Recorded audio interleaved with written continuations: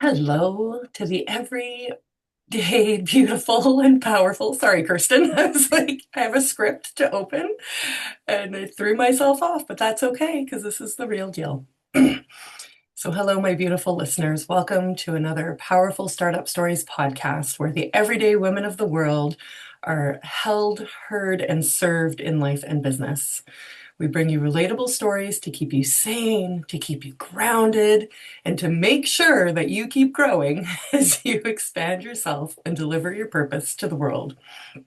I am, I say this probably at the beginning of every episode, and Kirstin, for you too, I was feeling it this morning. I just am in awe and appreciation of the quality of guests that come onto the show and the level of conversations that we have. And just to the listeners, like I'm a nobody, air quotes, okay? Like I'm very much a regular, everyday person. And because I decided to pull the trigger on starting this podcast a little over 2 years ago, it has taken on a life of its own. So it can be scary in a non-life threatening way to start something, but it's kind of your duty to let it be birthed into the world and see where it takes you. So just having some big emotions around that and appreciation and pride, small pride for having just done the thing without overthinking it and for keeping it super real. Like Kirsten, you're experiencing, I'm not making up the intro music, etc. I just read it as it comes, and that's become a big part of the brand and the vibe that I want to have at Powerful Inc. So, who is this Kirsten that I'm talking to? I can see her. If you're watching on YouTube, you can see her. If you're listening, why don't you say something, Kirsten, so they know you're here? Yeah, hi, Kirstin Carey. I'm 100% behind you on all of that. And the older I get, and the more I learn how to tap into that, knowing when something's supposed to be birthed and when something isn't ready, Mhm. the more things flow in the way they're supposed to for me, and doesn't feel so hard anymore. And the grind doesn't have to happen, and that push energy and that force, and then I need to, I have to, I should, Yeah. just isn't behind me anymore. So there's still moments. I mean, there's still some conditioning left Yeah. from years and years and years of that. But that's how I work with my clients too, is how do you tap into that? And how do you sit in that gratitude? Because, people say that all the time. We say a lot of these words: sit in the gratitude, feel Mhm. the emotion. And a lot of us don't know how. Mhm. So I Or love like that you started with this. how to make it tangible, right? Like I get a little bit tired with loosey-goosey language about self-expansion and authentic and blah. It's like where I live, organic is slapped all over all the groceries and yoga and all, and those are all very good things, but they tend to lose meaning if you're oversaturated in them. So we Agreed. want to make it real, and I try to embody that by, oh, whoops, I screwed up the intro again. Like, not a big deal, because it's not really about having to be perfect. Mm. It's about trusting yourself and who you already are to show up and do the thing. And most of us are, midlife women who've got our shit together Yeah. enough. We're already doing big time badass stuff. And then we get all tangled up when it comes to the business or even ourselves as though it's something different. So Kirsten Carey, you guys, is going to pour into us with over 30 years of life and business skills. More 30 years on the business side of it. But what I love about her is her conviction and her um, deeper view, like you just talked about, around running yourself as yourself and not trying to be something or somebody else. And we're going to apply this in today's conversation, layering it in, mixed around sales. Because if you're starting a new business, this is usually where the choke comes from. And when I was doing multi-level marketing back way back in part of my origin story, I was like, I could do all of the pieces except for that piece. So Yeah. let's spend a little bit of time in that. And what I love about Kirsten's portfolio or, story is how much of it she's lived and had to shed, like you already mentioned, in order to become this clear and comfortable with what you do and how you do it. Yes. So thank you about that. Let me give you, I'll give you 2 seconds or 2 minutes of However, who would I be great. am and where it all came from, because, as we get older, we start to learn that we were led places and we ended up in places, and Mhm. we purposely went in some places, and some places we just ended up. So, back in the day when I was still in my college dorm room is when I started working with clients on marketing and sales, because I was dating a guy who I later married and then later divorced, which is a whole nother podcast. Um, where he was an entrepreneur and he started a couple of colleges, companies out of his dorm room. So I Wow. thought it'd be fun to help the boyfriend market, right? Right. And I had so much fun doing that. And I was getting a degree in speech communications and a minor in business. And it was so much fun. But I was obsessed with the classes around psychology and persuasion and the 400 level classes on why people did what they did. Mhm. And so the marketing side became really fun for me. And this was back before social media and way Yeah. back in the day when you had to print newsletters and mail them out to people. And I had so much fun doing that. Yeah. He got more business because of it. And so before I even graduated, I was able to intern with a woman who had a multi-million-dollar training and speaking company. So I Mm. was able to get up on large platforms working under her. And Mhm. I got involved with the National Speakers Association. And it really just, I learned marketing from people who were well ahead of me. Mhm. And I got mentored by people who were twice my age. I was in my early 20s, they were in their 40s and 50s. So where I am now. Yeah. And I learned how to normalize money Mhm. and normalized pricing and normalized asking for 5-figure fees Right. and not flinching, Yeah. because it was normal to talk about money. Where I Yeah. grew up in a household where it was not normal to talk Yeah. about money. My dad worked for the government. You didn't have conversations about what your dad made or what other people made. You just kept your mouth shut and you just didn't have that conversation. So I fortunately had that normalcy Mhm. in the group of people that I got to hang out with.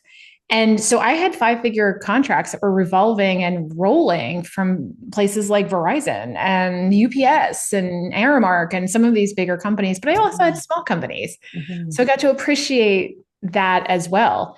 Yeah. And in my 30s, I was traveling all over the country. I was speaking at conferences. I was speaking to large audiences. I was getting paid to be on the platform. And I was paying for back end room sales where I had books and CDs and DVDs and old Yeah. school Yeah. stuff. Yeah. Yeah. So I learned how to sell from schlepping all the stuff with me. Yeah. But I also learned how to, close contracts. And if they said no, I was like, cool. Because again, I was like my 20s and 30s, and I was Yeah. like, Just yay, having money. fun. And it was fun. Yeah. And then I woke up in a hotel room one night and I didn't know where I was. I'd been traveling so much. I didn't even Mhm. know which side of the bed to roll off on to go to the bathroom. Like it was one of those Mhm. panic moments of who am I? Where am I? I was really good at compartmentalizing, really good at disconnecting Okay. from my emotional side. In a school of going to a bunch of doctors, Mhm. I was diagnosed with celiac disease, which is an autoimmune condition, and later Hashimoto's, which is the really popular one for thyroid. Yeah. And it really shut me down. And I didn't get a lot of support from conventional medicine. And even in natural medicine, it still was like, well, we'll have to manage this. There Mhm. was no like getting rid of it. Yeah. And I was like, oh, wait a minute, there's got to be a better answer because I can't feel this bad in my 30s. Like, this isn't okay. Yeah. So I shut down my very successful consulting company and I went back to school for nutrition and I became a Oh. natural health practitioner. Mhm. So for 15 years, I found answers for myself, but then also turned that around, built a brick and mortar, built restaurants and wellness centers, because that's what you do when you're tired, apparently. And I learned how to reverse the disease, not just manage them. Right. And so now, if you look at my labs and you look at all the stuff, no one would say you've got Wow. these issues, and I don't Right. have the side effects or the symptoms anymore. Right. But I taught other people how to reverse autoimmune and issues surrounded by that. Mhm. And I built that company for 15 years and I built that into a 7-figure as well. So what got interesting is that after years of that, 15 years of that Yeah. business, what I did not, of course, I can look back and see it all now, right? You can Yeah. see it in hindsight. Hindsight. How many people were still coming to me saying, or how many business owners were coming to me to help reverse their physical conditions so they could get back to their business. Right. So I still spent a lot of time around business owners and helping them. So like my side hustle to my real Mhm. hustle was helping people marketing and sell. Yeah. So after 15 years of that, I decided I was complete on what I needed to do with that company. And I Mhm. came back around into helping support business owners again with marketing and sales. Mhm. So I got dragged into the health piece, but that's what helped awaken me to root cause issues emotionally, mentally, and physically for businesses as well as people physically. And I think to your point, when you started this, talking about the idea of understanding who we really are, what's really driving us, what's really behind who we are, and not being perfect. Because so many of the business owners came to me because they were conditioned that you had to be perfect, Mhm. that it had to be right all the time. And Performance based. Yeah. there's a beauty in the what most people would call a failure, Yeah. which I would look at and say it's an amazing lesson that you called in so you could reach another level of success or growth or Mhm. knowledge that you couldn't have gotten to without. So I've had this amazing story, the backstory. The autoimmune conditions were one of the best things that ever happened to me. My Mhm. divorce from my first husband was one of the best things that ever happened to me because I got to see love my being because of them. Right. So now I am here again, working with businesses on purpose, with intention. And it's not just my side hustle anymore, it's my full hustle. On the sales piece, because I think, as you said from the beginning, it is the hardest part for most people because they think it's something other than what it really is. Mhm. It's convincing, it's forcing, it's if I don't enroll this person or sell this person, I've done something wrong. And then you haven't, but it's how do you show up as your authentic self, feel an integrity, feel Mhm. aligned, another one of those words that people just toss around and don't really have the full understanding of what it is. But how are you completely balanced and aligned with who you are?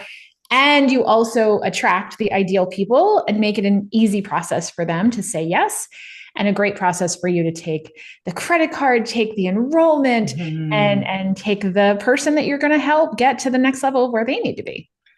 It's yeah, it's very easy to be in love with something that you've created and want to share it. And the other piece is a whole other to actually be calibrated to receive the Yes. payment for something that's not as linear as you might be used to, particularly if you've been an employee for a long time and you just do your job and get your paycheck and that sort of thing. But when you're creating something, it's gets all tangled up in these emotions. So what you've described is a beautiful blending now of strategic and I'm going to say living, so like doing and being that can come together Yes. to create a more well-rounded and resilient whole. And so if you take care of yourself, which I think is where this conversation is going to go, and really build up your internal desire and like readiness, right? I remember getting so sweaty when a potential client or discovery call was going to go down, and then I would have to make like a sales pitch, right? Because this is what the internet, I'm newer to the scene, this is what the internet would say, and you make your pitch at the end. And I would just be a wreck. Now it's more like I'm a life coach. I do beautiful work with beautiful people. Are you ready to activate this in yourself? And then you just let it go and let it be. So it would be a nice time, I think, to hear some lessons, looking back at who you were and how you did things to how you do them now in your own business. And then you could maybe share some stories from clients and their eureka moments, if you will, to help us kind of unlock our limits and our scarcities around what we actually want. Yeah. Yeah. So, I mean, back in the day, I mean, I was an athlete. I was raised. My father was he was very big on making sure that my sister and me were protected in this world that's not necessarily kind sometimes to women. So, Mhm. in his way, he tried to help us. So he raised us more like boys. to be harder and tougher and stronger than that stereotypical girl. And again, I know gender fluidity and all the things right now, but he raised us more to be that stereotypical guy. So my sister and I played sports, and we were a little brutal in some of it. And you learned how to not cry and not have emotion around something, and you sucked it up and you learned how to walk it off. Mm-hmm. And I come from a very Irish background too, where you suck it up and walk it off and you don't talk about it and Right. you drink it away or Right. you shove it under the rug. So the only time to have an emotion in my family is if you were drunk. And Mm. that was like perfectly acceptable. Yeah. And otherwise, anger was pretty much Yeah. the only thing that you could see. But otherwise, you don't cry, you don't do your thing. And so I learned really early on that that's how you got the most attention from my father, is when you could show how tough you were and strong you were. I remember at 4 years old, him Mm-hmm. playing with me in the yard and throwing a ball to me. I mean, receiving the ball in this giant adult glove, and I was a teeny tiny 4 year old, and the ball hitting me in the face, splitting my lip open, and him running into the kitchen with me. And my mother's probably cooking a roast. And she sees me and she's like, "Why is she bleeding?" And my dad's like, "Look at her. She's not crying." And he was so proud. And I remember looking for evidence that daddy is proud when I don't cry. And I know my sister could tell you a very similar story about her. Mm-hmm. So that energy of you need to be strong, you can't be emotional, you can't cry, you have to just suck it up and walk it off, started moving through my business life too. Yeah. So as I learned sales, even though energetically it felt misaligned to do some of the sales process that I was learning from some of the biggest, heaviest hitters in sales, Mm-hmm. they were very bro-y. Yeah. The pro marketing. I'm standing next to my Lambo and I'm going to tell you about how you should sell people hard, and you close them on one call and you do all the things. Mm-hmm.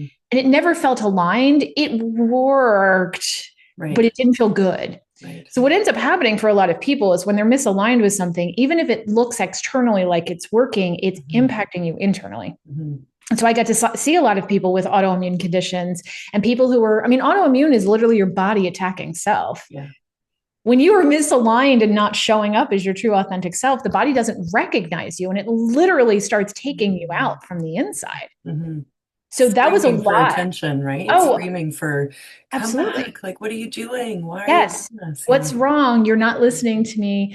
And so I wasn't listening to that part of who I was. In fact, I was squashing that. Mm-hmm.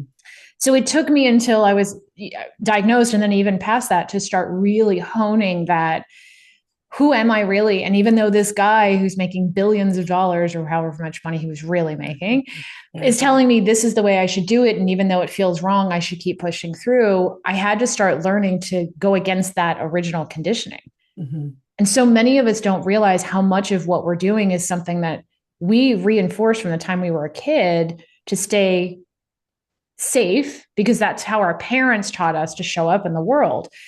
But we have to start listening to that internal conversation of, yes, you were taught that, and yes, you needed to do that to survive that point in your life, but that doesn't serve you now. And There's, so I there's had to learn also that. like feeling something really strong around, you know, gender aside, there's masculine and female energies, and Yes. they act in balance of each other. And as women, we raise a village. And so Mhm. if we serve from that place of matriarchy and taking care of the household, of the community, of each other, it's a very higher service of a greater purpose that allows other women, yeah, I'm biased, to also come into that space and place with each other. So there's this, um, you can do it to get it done, like you're saying, and you have this beautiful post around working out and feeling sore, or working out and getting results, right? That are longer Right. burning, longer lasting, more implemented. And that's a very big shift around what you're doing. Even if it takes a little bit longer, it's softer and it's just so much more healthy Mm-hmm. to act Yeah. from in that way. And I think healthy is you physically healthy, you Yeah. mentally healthy, you emotionally healthy, but your business is healthier. Yes. Because those sales that you push over the line, they may come over the line, but you'll see more chargebacks. You'll see Hmm. people, fewer clients getting the results the way they could. You'll see Yeah. fewer referrals, and you'll not feel as good about your business. There Yeah. were nights that I remember waking up and being like, something is wrong. And some of it was just the way it was coming together. Hmm. I was getting all sorts of accolades from the people who I would, mentor with and things, but I didn't feel good Yeah. literally and figuratively. Yeah. So learning how to do that, and women as a general rule are better Hmm. at the knowing, but we're also better at squashing it Yeah. because we were told it wasn't safe as a general rule. So I most women I think are better salespeople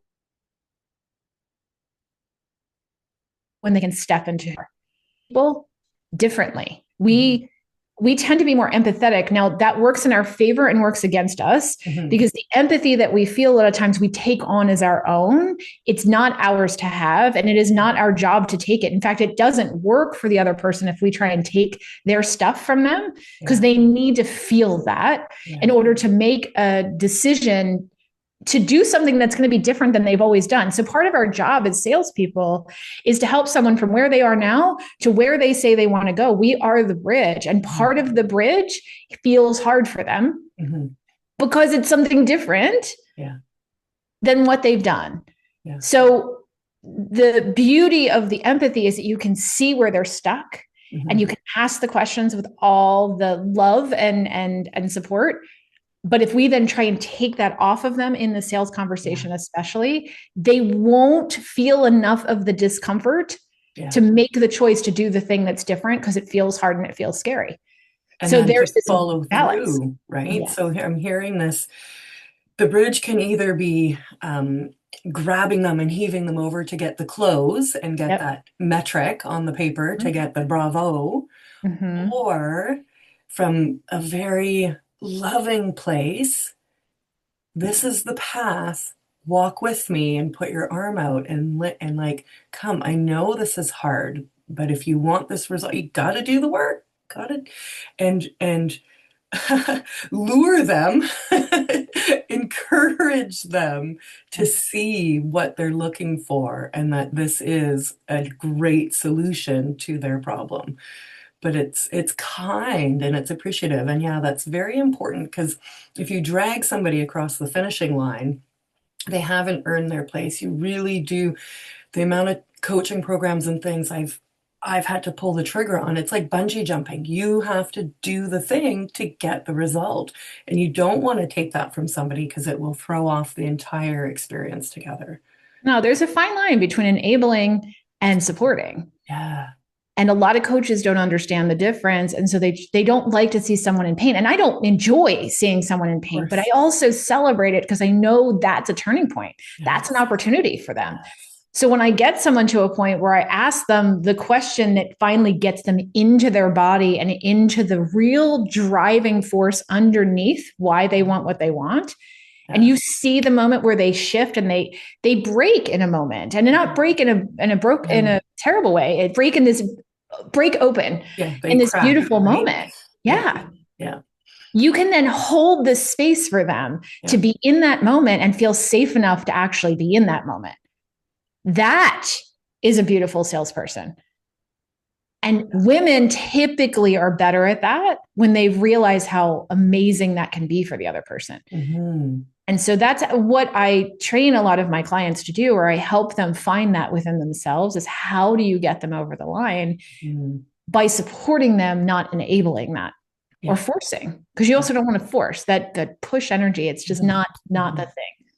At all. Mm-mm. Yeah, it makes it more about you wanting to get the money, Exactly.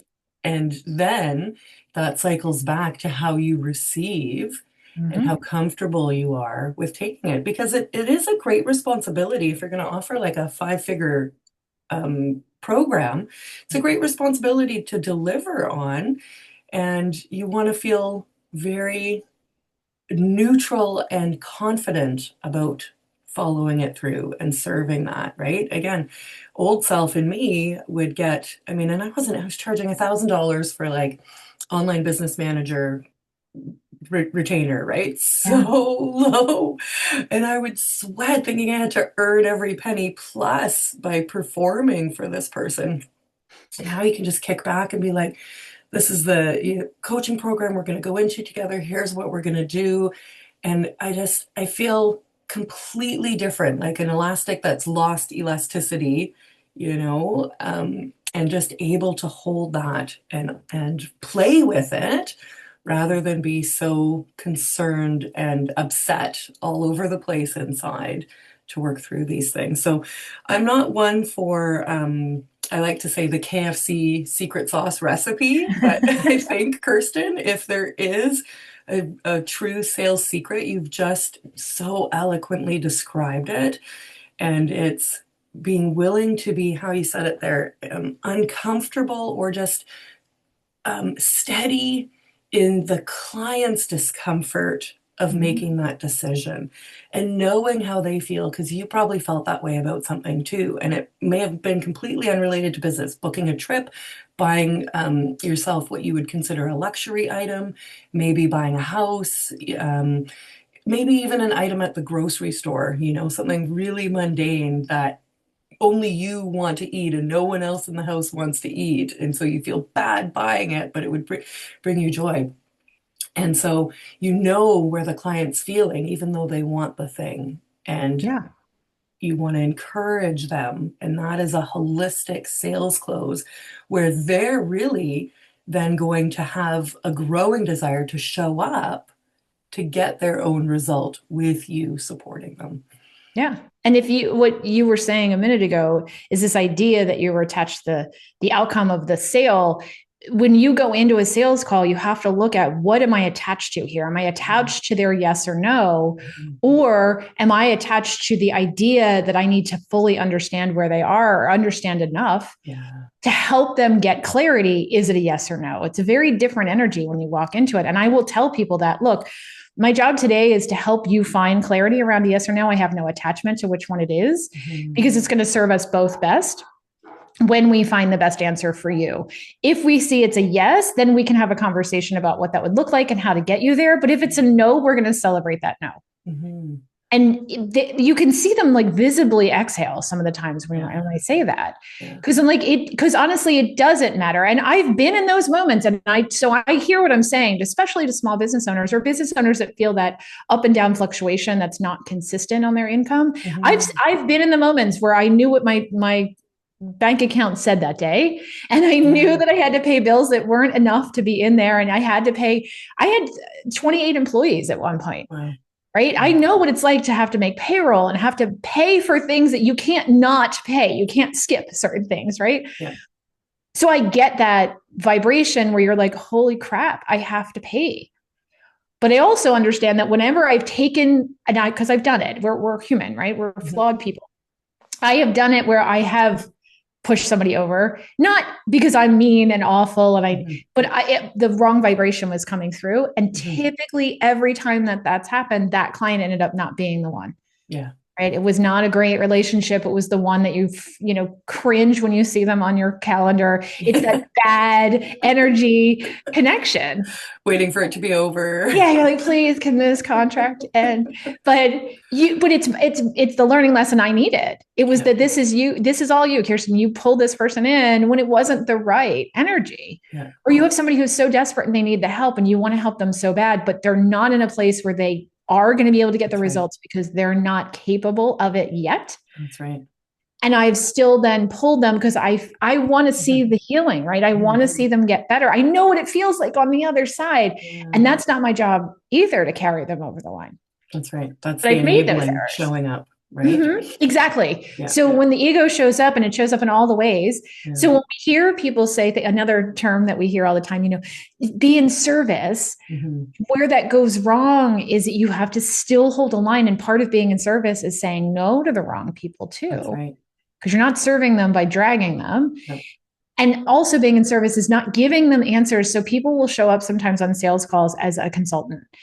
And I see a difference between coaching and consulting, where consulting is when you give them the answers.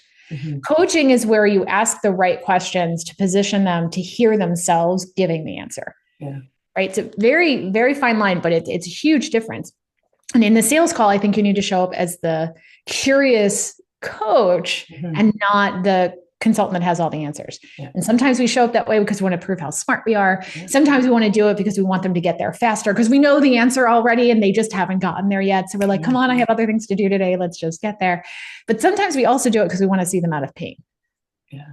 And what happens on this sales call is if we get them out of the pain, they then have the illusion they can go back and do this on their own, Mm-hmm. which if they were able to do it by themselves, they would have done it by now. Yeah. And then they get this false sense of security around going off and trying it one more time by reading one more freaking book or watching one more thing or doing one more free thing or just banging their head against the wall one more time to see if their head still hurts at the end. And that's not okay. We can't do that. So holding the line on keeping them in the discomfort so they make a different choice than they've made to this point. And so when you get, a lot of people get shocked at the end of the call, they're like, it went great and we connected awesome. And I said all the smartest things and all the stuff should have happened. And then they say, okay, well, let's do this thing. And they're like, I'm going to think about it. I'm going to go away for a while. And I'm all about people needing to have time. I'm not a, you force them to close on the same call. But there's a difference between I need to think about this and I'm telling you this because I'm afraid to say no to you. So I'm going to leave. Yeah. Because I have this idea that I'm going to go research it over here and figure it out on my own with one more free thing. And we need to know the difference. And I teach people how to find the difference. Yeah. And what to say in that moment. Because again, I'm not a force them on the close in one call. I do close a lot of people on one call, but many people shouldn't close on one call. Right. And there's moments where you have to understand the difference, but women know most of the time, but they don't trust that they know how to support that person. So again, this idea of women, we don't like to see each other in pain. And I don't like to see people in pain, but it's when it serves them. And that's where the service comes in. Can you show up in service? Not fix all their problems or try and fix some of their problems. Can you help them to make a decision that's clear? What's the next best move for me? And sometimes it's not working with me. That's right.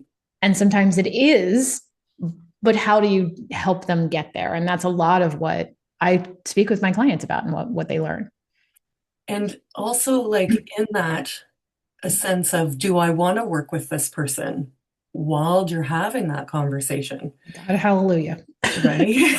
Like, oh my God, if they can't figure their way out of a wet paper bag, I don't want to work with them. Like, you want somebody who's going to be ready. They should ideally, they're already a little bit primed and attracted to you and wanting to take it further out of their curiosity. So unless it's a dead cold lead, you should have some existing rapport and like trust, no factors, all that jargon, and, be on a first date with each other. Right. And see how that's going to work. And while you're guiding them, also want to be assessing for yourself as to whether or not you want them. Not that you're going to necessarily sabotage a sales call, right? But but I will be clear with people. This isn't a good fit. Yeah. This isn't a good fit because it's not going to serve either one of you. Yeah. And I've had people with credit cards out where I'm saying this isn't a good fit, or let me refer you to someone that I think would be a better fit, or it's not the right fit right now. And that's hard sometimes, especially when, again, you're looking at your credit, your bank account, like, oh, geez. But you're again in service, because when you take the wrong people, because every time I didn't necessarily know in the moment, but I knew in the moment. Like if I look back, I'm like, I knew. Every time you're blocking the energy of the right people coming. That's it. So you've got that person that's just, you're like, why did I do this? Oh my gosh, why? And then you turn around, but when I say no, then all of a sudden there's a flow. Like this just happened the other day. I was telling one of my friends, I was out, she's another consultant, and we were hanging out. And she was telling me, she's like, it's been a weird sales cycle the last couple of months. And I'm like, it shows up, right? She's like, I know in the next 24 to 48 hours, things are going to show up. And that hours later, 2 more people were on my calendar. I talked to them yesterday. I enrolled them into the program that I have. And it was like magic. Hmm. But it's not magic, Yeah. right? It's going, I know the universe is supporting me. I know I've just got to get out of my own way and I just have to receive Hmm. whatever it is I need to receive. Hmm. But knowing how to receive, that's a skill because most of us are conditioned not to receive, Yeah. to keep pushing because life is supposed to be hard. We have all these stories, and that's part of the sales conversation too. So let's go there now. Getting ready to receive. We've got a lead. We're super excited. We're having the discovery call. They say yes, and then we go, Yeah. Yeah. Because you want the energetic yes, you feel it. They're yeah, leaning in, right? You yeah, want that. But then when you get to the actual credit, I've had people say yes, and then then they want to talk because they're terrified at that moment. yeah, And then they like suddenly you're like, okay, well, let's do this thing. yeah, All I need is a credit card. Which one's the best one for you to start with? And then they start asking questions and they start having more of a conversation. Usually after somebody we get to a yes, I confirm. I hmm, said, make sure I understand what's happening here is you're ready to move forward and take this leap. Is that true? Is that correct? hmm, And then they say yes. And I say, okay, how do you feel right now? Like I still don't go to the credit card. How do you yeah, feel right now? And it's like, oh, and that's the opportunity. If you've built this conversation well, that's the opportunity is when they are scared, because they are scared. What if you've got somebody in the perfect energy, they're going to feel the excitement and they're going to feel the fear. yeah, And they're going to tell you. That's when it's right.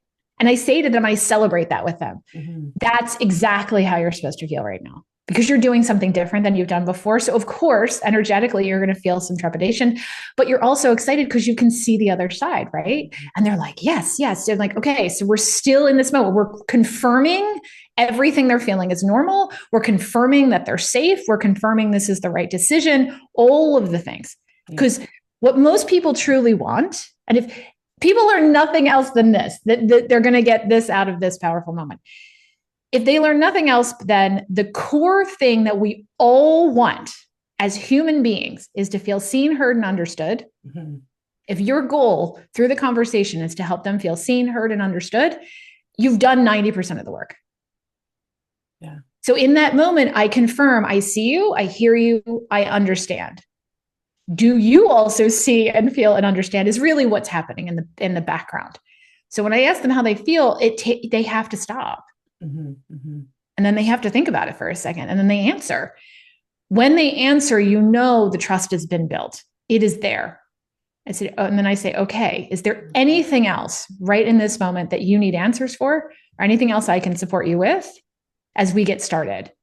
And they're like, no. Or then they're like, well, yeah, one more thing. What if it doesn't work? Yeah, well, one more thing. What if this? Or they ask some really detailed question about something yeah, because their logical brain is saying, let me stall this one more second. Let me, and then you get that. And the thing is, they get to feel safe asking. hmm, And then you normalize all of it. That is totally normal. You're not the first person who's ever asked that. Let's hmm, totally answer that first. How do you feel about that? And they just go, okay. And you're like, all right. So are you ready? And then they're like, yes. I'm like, cool. I am so excited for you. Let me tell you what's going to happen next. All we need right now is the credit card. Let's get that going. And they're like, okay, let me go find it. And then they go back, which is the best way to pay? And again, you're asking questions that are not I get out of here and I'm scared to death. It's hmm, you've already made the decision. hmm, Which is the best way to pay? Would you rather pay in full and get a little bit of a discount, or would you rather spread it out so your cash flow is easier?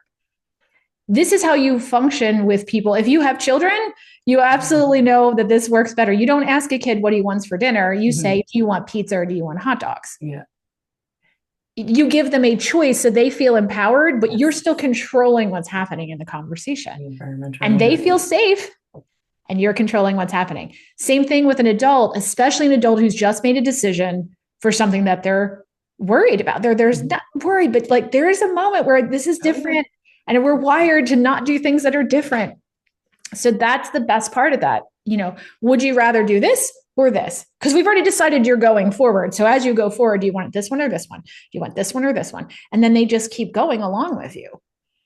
But Well, that's and you good. making the offer allows you to have options and ways Mhm. to self-regulate yourself along the way too. Those questions that you were role playing, it's like I could feel such a different level of safety If I were asking those questions, if I were positioning the transaction from that place, is much more loving and caring than, all right, let's pay, let's go, like, let's Yeah. do this, bro. Yeah. Right? It's okay.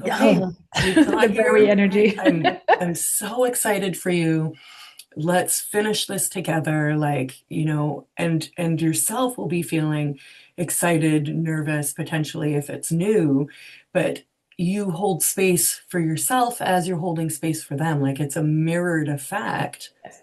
on how you close that sale. Like, there are tactics. It's always the combination of the two energies working together to create the result. So, I love that language, and just even your face. If you guys aren't on the video, go and watch her beautiful face.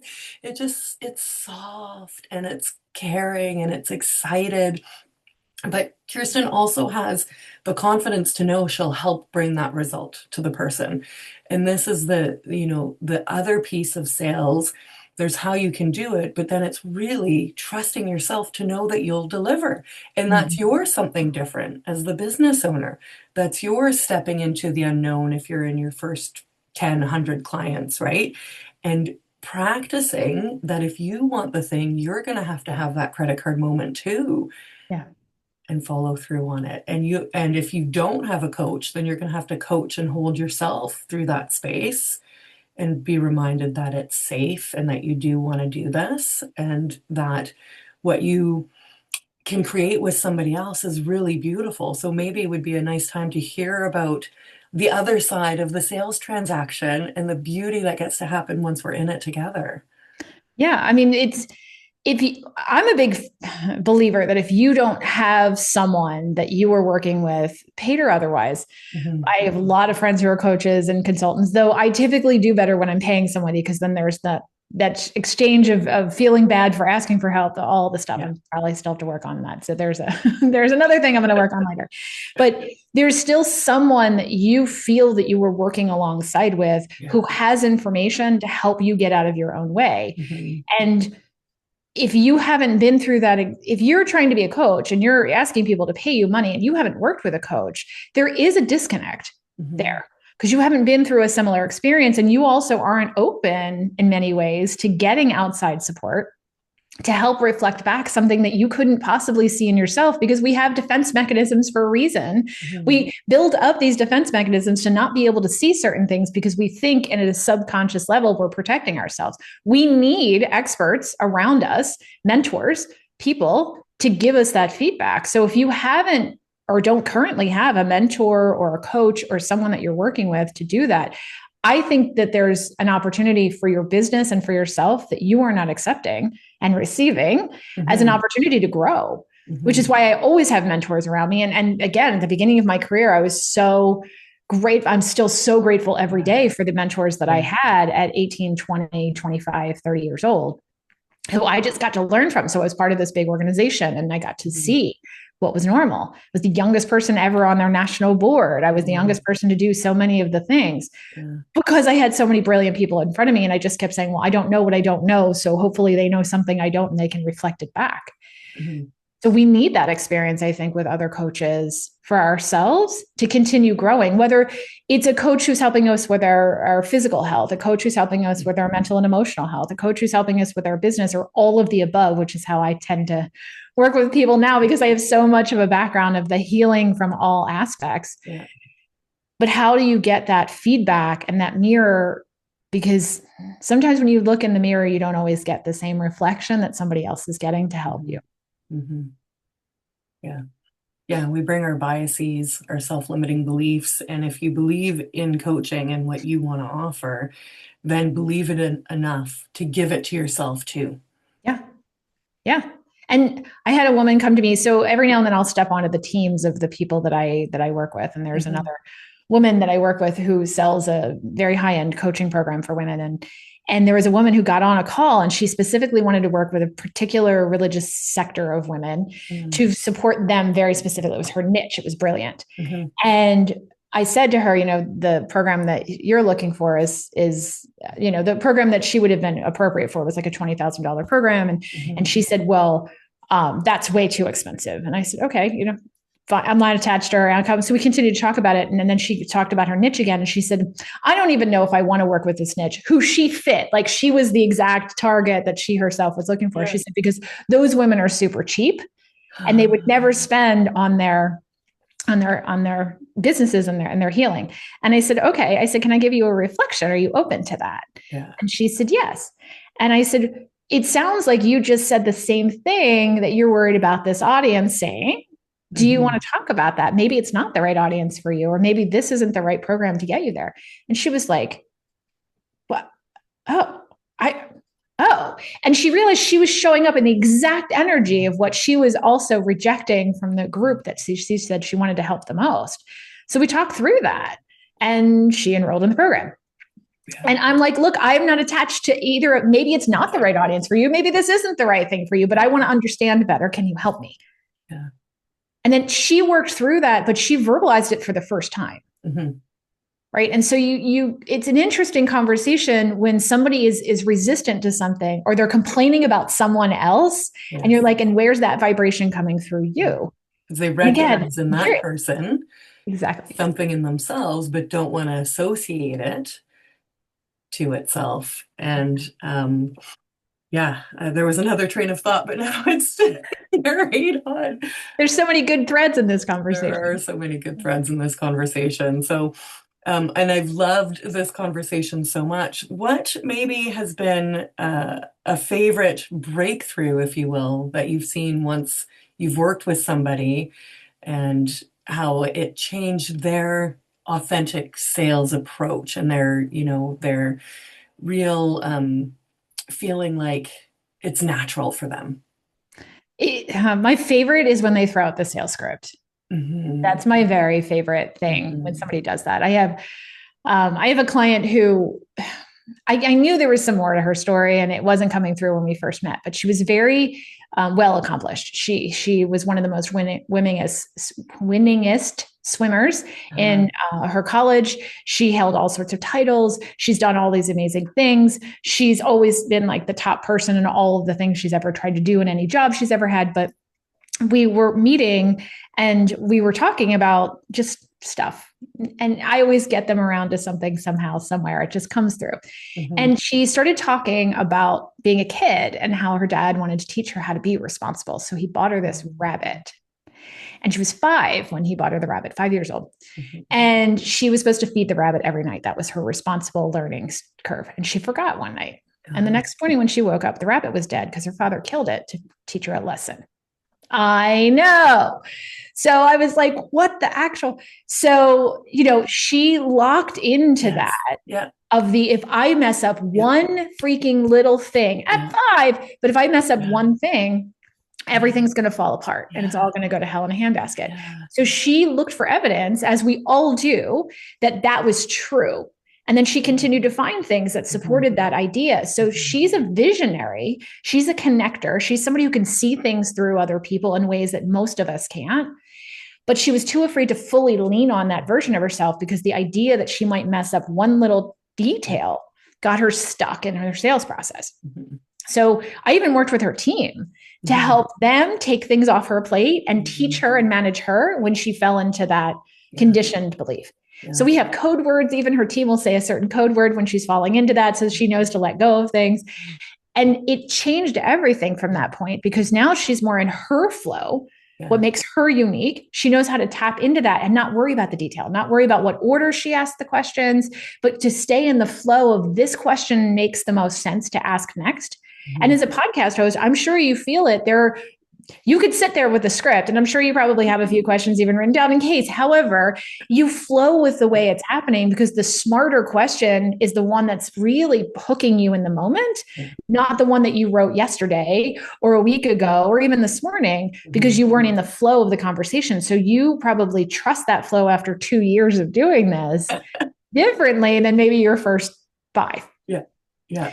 And so, 100%. And it so many gets people, better as you do it, right? It's a yes, skill that you continue to develop as it goes, if you trust it. if you trust it. And I've watched people who still don't trust, and I've watched playbacks of people's sales calls, and I've talked to them, and I'm like, have you watched a playback of your sales call? And they're like, no, that would be awful to see. I'm like, how about we just watch this together?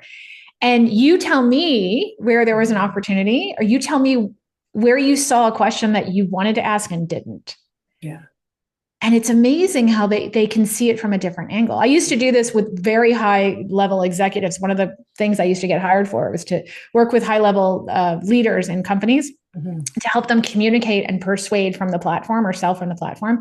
And I would drag my video recorder with me, and we would record. And they used to be like, oh, do we have to do this part? And I'm like, I know you're going to hate it, but it's going to be the best thing. And then we would watch the playback. Right. And after they got through the idea that they couldn't stand the sound of their voice and they couldn't watch themselves on video, they looked at it and they were like, wow, I actually was a lot better there than I thought. Or, oh, I could have said this. Or I remember that moment now, and I remember thinking this, but I said this instead. And I'm like, how do we bring you into your full being to be completely aware in the moment? And then you probably feel this too, also as a podcaster, is that there's things that just flow out of you that even after the fact you go back and watch and you're like, I remember that moment, but it came to me in a way that was like you were channeling it through. That's a sales call that's going really well, that you're so invested in being curious about the person and you're so open to receiving information that you ask the question and don't even realize where it came from sometimes. Because you don't need to go through let me think about the question. Is this the right one? You just let it come through you. That's when you're in the zone, you're in the flow, you're in the magic of a conversation and connecting with somebody. Right. So hanging out with your friend, you're not trying to prove yourself. No. You fart, they laugh, and they move away from you. You keep walking. You roll, you go. You are who you are. And yes, when I started the podcast, I'd be nervous. I'd wake up through the night. Now I'm very casual. I research my guest, but I freaking trust myself because I have over 80 episodes and counting now, which is amazing.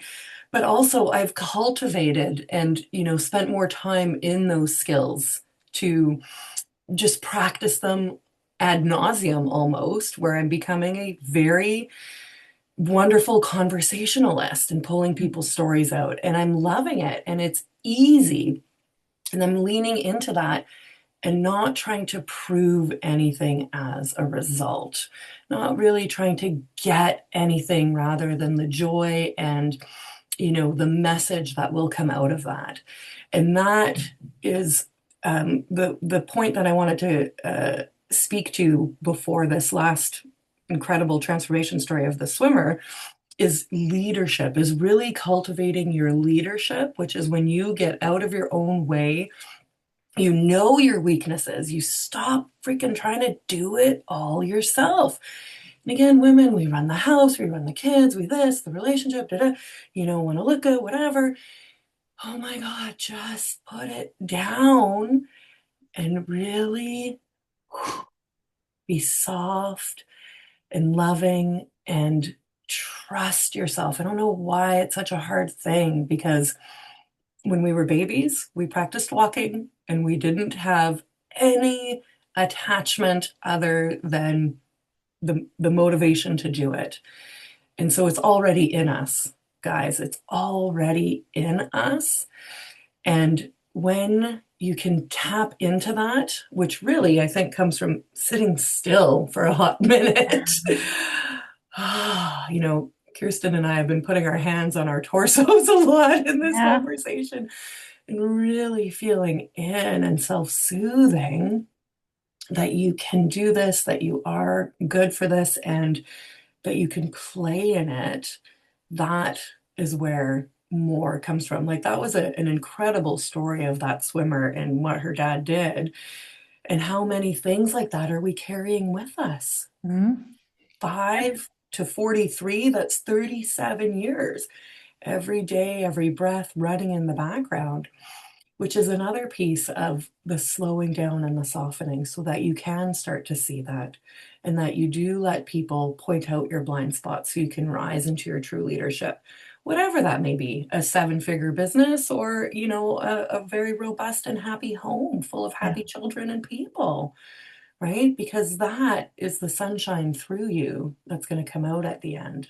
That Yep. is the way to live. That is what your story is, Kirsten, of reprogramming from the hustling to the health recovery, which it almost became another hustle in of itself, right? Yep. Now combined into a very spacious, peaceful, ease way of living, way of creating, way of making money, and so forth. So that's a beautiful takeaway from all of this. And it's just been such an incredible joy. And, some very tactile skills to walk away from that are a bit, I right? always like the tangible and the Yeah, intangible, pulling them all together because you need both. You can't just sit there and it all comes. You no, still need the do energy, but you also need the yes, be energy to have that balance, that feminine, masculine masculine. balance. Yeah. That's what we want, right? Like I always look at everybody and think of a balloon where there's the balloon part of who we are, and then there's the string or the tether part. And if Mhm. we are not tethered and grounded, then we lose the balloon because she flies away. But if Yeah, we don't have the balloon part, then we're just laying on the ground with yeah, no movement. yeah. So I'm always looking for the balance for people. Is it the Mhm. right balance of the string and the balloon? So you're floating and you have the autonomy to move around and see things from a different perspective, but are you also in that grounded space Yeah, to make that actually appear in reality? yeah. That's a beautiful illustration. Beautiful illustration. So we can follow you on Facebook. We can follow you on LinkedIn. You've got a Absolutely. freebie. I'm a big fan. Yeah, I'm not a big fan of some of the social media these days, but Okay. LinkedIn is kind of my happy place. Okay. I do some Facebook, but LinkedIn tends to be mostly my happy place, or people can just go to my website. Yeah. It's evolveminded.com. Brilliant. Amazing. Well, thanks so much. What a powerful conversation. I really Thank appreciated you. spending this time with you.